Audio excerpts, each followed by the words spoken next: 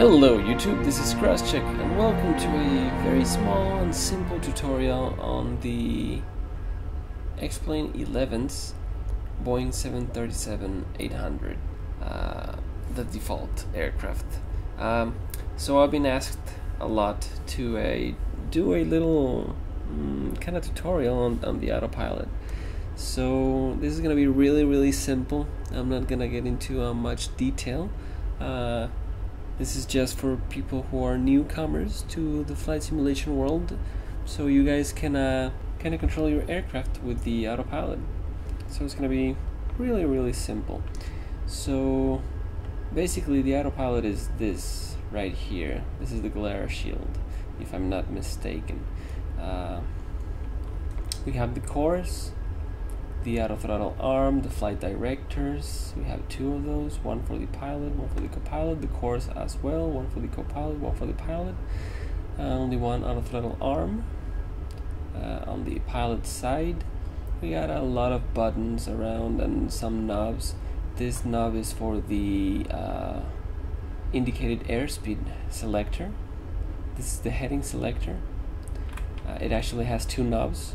One is for the heading and the other is the bank angle of the aircraft. We want to maintain it at 20. This knob over here is the altitude selector, and this one is our vertical speed selector. The buttons that we're going to be focusing on right now are the speed, which when activated, it will, if you activate the speed button, your current speed will be translated into this window, and it will maintain that speed, and with the knob you can accelerate or decelerate. The level change is what the name says. It is a level change, but it does it as fast as possible, maintaining the indicated airspeed in the IS selector. And now we have the heading selector. Basically you set a heading on the heading selector, and when you click the heading selector switch or button, it will the aircraft will head into that heading. Then we have a VOR lock that has to do with the course and a VOR, or a VOR. So basically it will establish itself on the localizer of a VOR depending on the course that you set for that. If you're too confused about it, go check out a tutorial on VOR navigation. I think that's gonna be really helpful, but that's what it is for. We have the approach, and this is for the ILS, so it includes the localizer as the VORs do, or as the VOR localizer do. So this one includes the VOR lock and also includes the glide slope.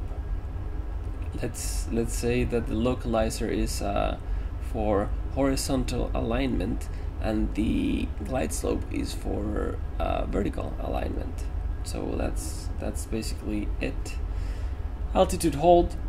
If you click on altitude hold, it will hold your current altitude, not the altitude selected on the altitude selector. If you want to reach a altitude, you need to use either the level change or the vertical speed. If you want to go up, you need to have positive vertical speed. If you want to go down, you need negative vertical speed. These are the autopilots. This is the Charlie Mach Deltas. This is where you engage them. This is for the pilot, this is for the autopilot, and that's about it. If you want to disengage the autopilot, this is where you do it. You disengage it and you place it back on. When you do that, the flight directors and the auto throttle will disarm. So if you want to activate the autopilot again, this needs to be up, of course, and you need to put the flight directors back to on, and the auto throttle you need to rearm it. So let's go into the air. So, what we need is both flight directors to be on. The auto throttle must be armed. Let's select the current heading, which is 108. That's the runway heading. So let's do that. 108, and the altitude of 10,000. I think that's okay. So auto brakes RTO, flaps 5, squawk Charlie mode, landing lights, runway turn off, logo, strobe and steady, wing and wheel well, and window heats and probes go on, and we should be ready to roll. Let's go. So full throttle. Right now the throttle is controlled manually because the autopilot is not on. Even though the auto throttle is armed, the auto throttle will not be operational until the autopilot goes on.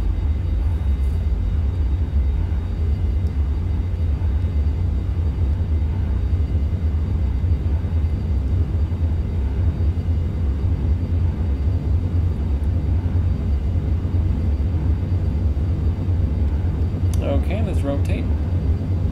Whoa. Gear up. Positive rate. And now, let's see, let's select heading selector and a vertical speed of 1,500. I think that should be okay. Now, the autopilot is not working just yet. We armed the heading selector and the vertical speed. But for it to go live, we need to click on the autopilot button, and there he goes. Let's now select our speed. As you see, it synchronized with our current speed, but we want we want the aircraft to maintain 240.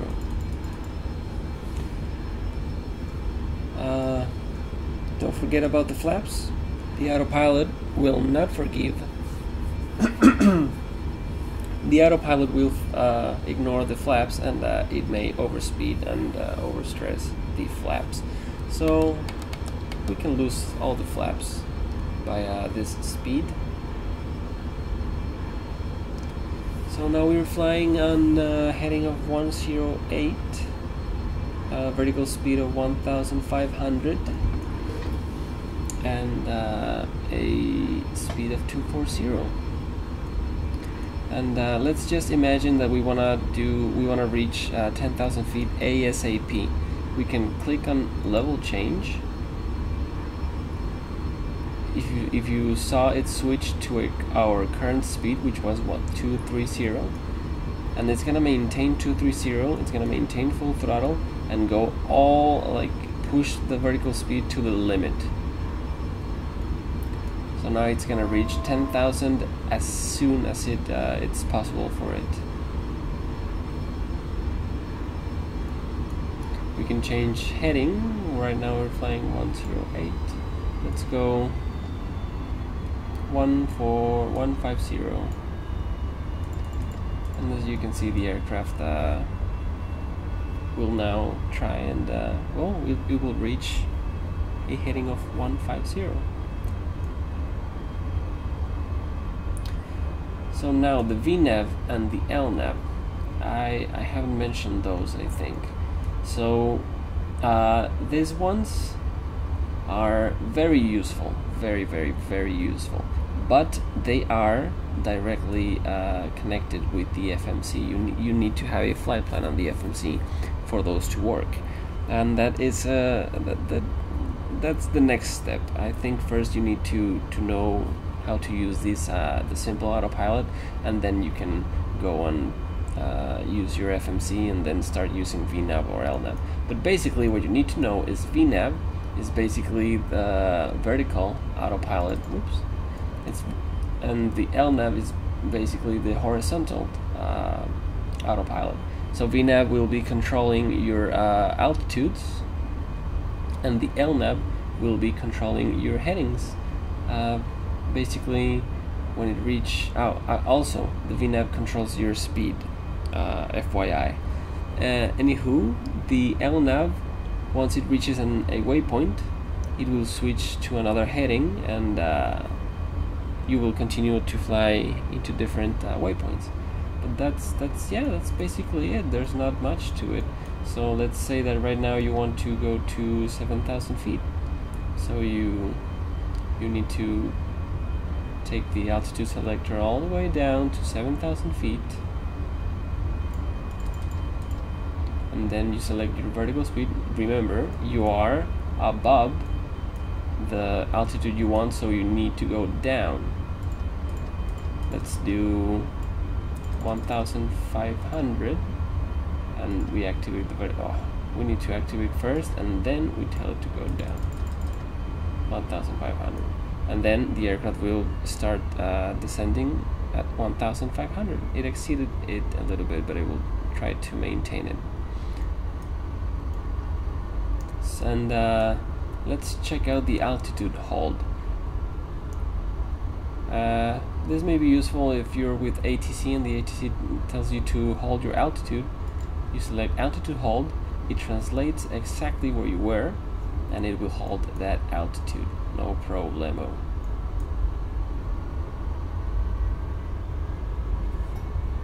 And there you go. You want to go to 7,000 again, you need to set the selector once again to 7,000, let's say 8,000 this time.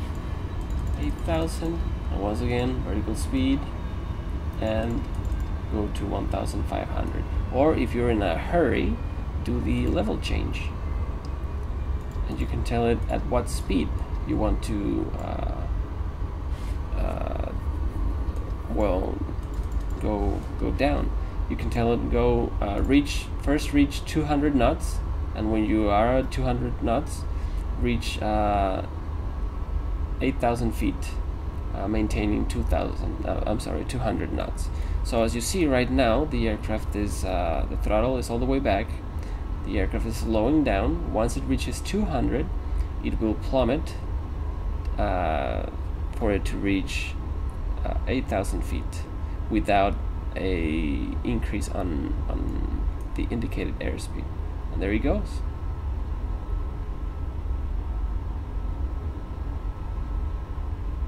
Obviously, if you use your speed brakes, you will have a more dramatic vertical speed.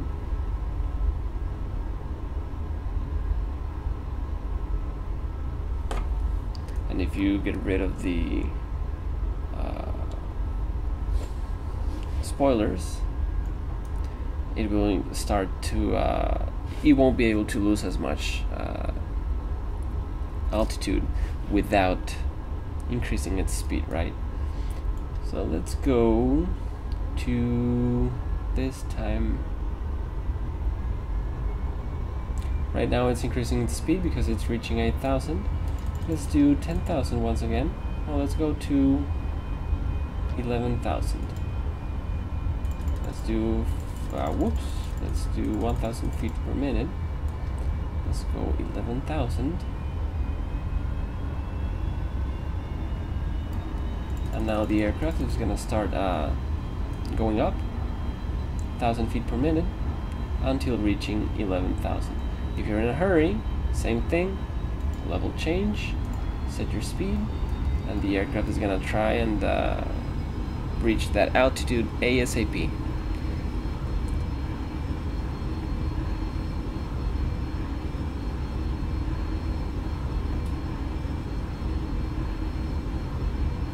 If you increase your speed, the aircraft will prioritize over the speed and then the altitude. So as you can see, it stopped climbing. Now it wants to reach 240, and after reaching 240, it's gonna start climbing once again, as fast as possible.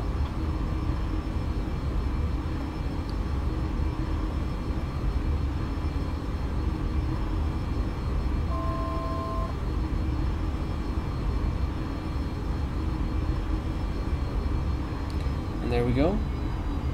Now it's gonna be reaching 11,000, so now the aircraft is maneuvering to maintain 11,240 knots. You can, without a problem, control the throttle just by disarming the auto throttle, and now you are free to do whatever you want with the throttle, and the autopilot is still working. Obviously the level change is not going to work as it would want to. But let's maintain this one.